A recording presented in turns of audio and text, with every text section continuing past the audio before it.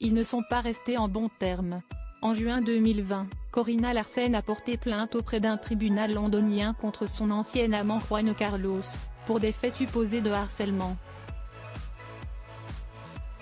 À sa demande d'injonction d'éloignement d'au moins 150 mètres, l'Allemande de 59 ans a, d'après El Mundo, ajouté une doléance, des dommages et intérêts, dont le montant s'élève à 146 millions d'euros. Après plus d'un an d'attente, la Cour de Londres a rendu son verdict. Dans sa décision relayée par le journal, la juge Rowena Collins-Rice a déclaré « Ma principale conclusion est que la Haute Cour d'Angleterre et du Pays de Galles n'a pas compétence pour connaître cette réclamation. » Et de poursuivre.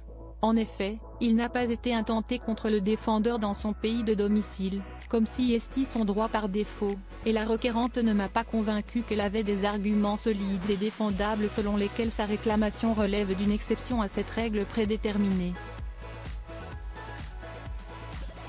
Pour justifier cette décision, le quotidien espagnol a rappelé que la version de la femme d'affaires avait été modifiée à 11 reprises. Le harcèlement a un impact profond et durable sur les personnes. Si cette décision a satisfait celui qui a cédé sa place à son fils sur le trône d'Espagne en 2014, elle n'a pas du tout réjoui la plaignante. Pour Corina Larsen, il est décourageant de voir que les victimes de harcèlement luttent souvent pour trouver justice. Dans un communiqué transmis à la presse, l'ex-femme du prince allemand Casimir Gsüß-Wittgenstein poursuit « Le harcèlement a un impact profond et durable sur les personnes et il est crucial que nos processus juridiques fournissent des ressources adéquates à ceux qui en ont souffert. »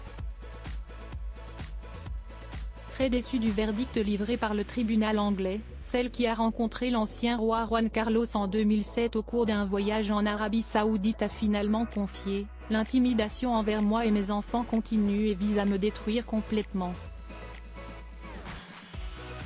Juan Carlos a déchargé tout son arsenal pour m'user et la portée de son pouvoir est immense.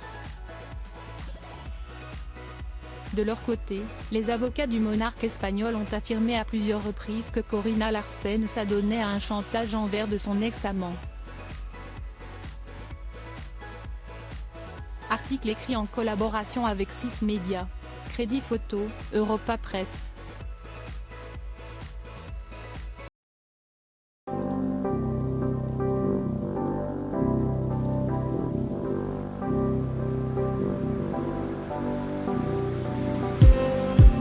Just need